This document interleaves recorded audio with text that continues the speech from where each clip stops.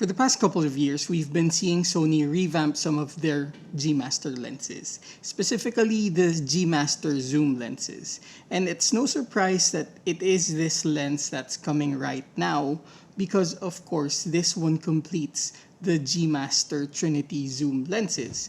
So in this video, we'll check out the new Sony 16 to 35mm f2.8 G Master version 2.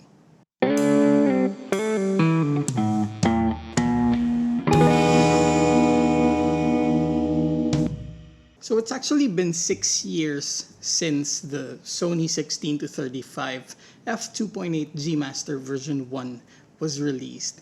And I gotta say, it really has been one of my favorite lenses. Some of my favorite landscapes were taken with the 16 to 35 and even some of my favorite interior photos. So this is really something that I've been waiting for personally as a landscape photographer and even as an architectural photographer. And I do think it came at the perfect time because, of course, we are completing the trinity of zoom lenses and at the same time with higher resolution cameras such as the A7R5, some of the points for improvement that we've had on this older lens are of course due for an update. And so because of that, it's just high time that we now have this new 16 to 35mm f2.8 G Master version 2. But what do we actually expect out of this update? Well, generally, I think we all expected it to be lighter. We all expected it to be more portable. Of course, we're expecting some weather sealing, and we're expecting better resolution, and of course, basically the things we've been seeing on the newer lenses, such as more focus hold buttons and an aperture ring. So coming from expectations versus reality, let's see what actually came to be in this new version. Of course, one of the first things that we have to talk about are the measurements. And when it comes to weight, this is 680 grams and this is 547 grams. So there is a 133 gram difference. And we're talking about lenses. So coming from 680 to 547, that is actually a huge weight loss when it comes to this new lens. So it's 133 grams less. And what I noticed is that the weight is mainly concentrated on the back part of the lens or the lens near the camera, which means that the center of gravity is kept closer to the camera, making it more stable when you're holding it on a tripod. Of course, as you can see, it is also around an inch shorter, making it more compact. Now, this older one does have external zooming, and you can see the same on the new one. However, the extension or the length of the extension isn't as much, so it is still more compact even when zoomed out. Now, this older one does have one focus hold button, but the second one has two focus hold buttons, one on the 9 o'clock position and one on the 12 o'clock position. Of course, it still has the AF/MF switch that is placed below one of the focus hold buttons, and we have, of course, the G Master emblem right here. Now, when it comes to the physical features, the biggest change here is, of course, that we now have an aperture ring. And by default, this aperture ring has clicks ranging from f2.8 to f22 and an extra stop for automatic, or basically an extra stop for having the control on the camera. Below that, of course, is the switch to turn off the clicking of the aperture ring. If you're going to use that for video, that's going to be very good. And of course, another one is the iris lock, which is placed on the opposite side. Now, if you want to see physically the change between the older and the newer version, you just basically have to look at the markings. On the older version, we have the markings on the second section of the barrel. And on the newer one, we have the markings on the first section of the barrel. And if you look at them side by side, you basically see the difference in the length. Now, one more physical aspect to look at is that even the lens hood did get a bit of a trim. As you can see, the lens hood of the second version is also slightly more compact and shorter. Now, all things considered, what remained the same among these two lenses is the 82mm filter diameter, and that's pretty much it. Now, I did a few test shoots with this lens in the past 2 weeks, and I would say that the experience, well, it was pretty much as I expected it to be. If there would be one most obvious difference in the experience in terms of shooting with this, it would have to be the focusing because, of course, as expected, this one will have to adapt to the faster focusing system of the newer cameras. At the same time, it would also have that focus breathing compensation when we are focusing up close. A couple of days ago, I visited Batlag Falls with a good friend of mine, and we basically just shot the waterfalls for maybe an hour and a half. I thought it would be the perfect place to be testing a new ultra wide angle lens, especially because we would be expecting a lot of moisture. Well, to be honest, it wasn't as moist as I expected it to be because the spray or the mist of the waterfalls weren't really as intense as I expected it to be.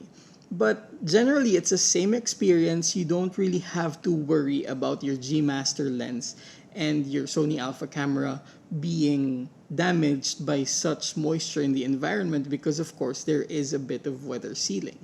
But as I was reviewing and post processing the images that I took from that trip, I was actually surprised by the exponential jump in the sharpness that I was getting. I was getting so much more detail to work with that really it was beyond what I expected.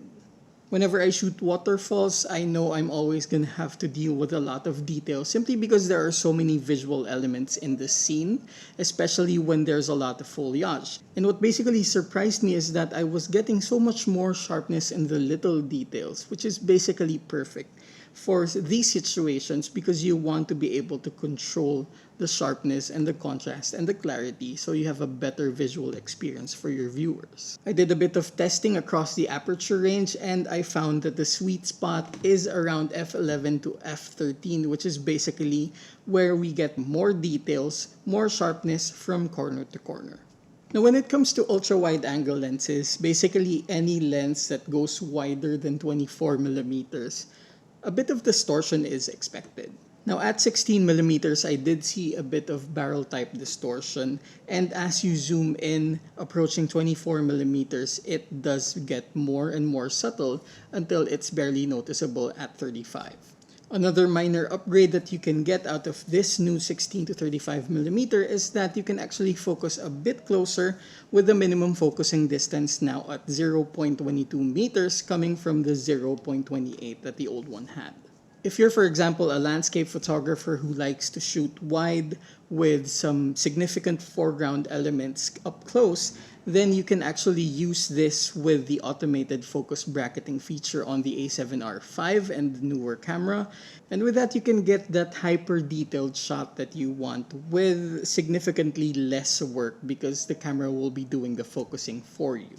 Now, of course, this kind of lens is one of those general purpose lenses.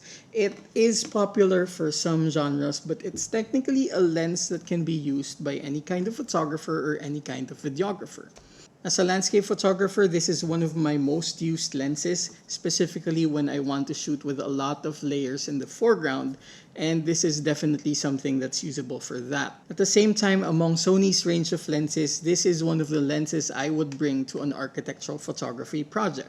Given, of course, the zoom range and the image quality that comes with it, this is one of the lenses that I would use for shooting interiors, may it be for shooting large interiors, grand halls, or squeezing into tight spots to be able to capture more of a small space. Of course, this would also be good for shooting portraits, specifically environmental portraits, or if you have more than one person in frame. Now, when it comes to video, there are features that will make it more desirable for videographers and content creators. Specifically, of course, the fact that it's a lot lighter and you can use it on a gimbal. Also, of course, there are the features wherein you can smoothly adjust the aperture by taking out the click and also using the iris lock. However, the image quality aside, I think one of the biggest implications of this lenses will be how much less you are going to be carrying around. Now, it's 133 grams lighter. Yes, it's just 133 grams. But if you used to carry all three G Master zoom lenses before, meaning the 16 to 35, the 70 to 200, and the 24 to 70 version 1, If you are now using the G Master version 2 lenses, that's actually 759 grams less. You basically shed off one lens, equivalent to one lens, and that's going to have a huge impact in your overall travel experience, especially if you're going out hiking or if you're really just shooting for a very long time throughout the day. And there we go. This is the all-new Sony 16 to 35 f2.8 G Master version 2. And if you have any questions, you can leave them down below in the comment section.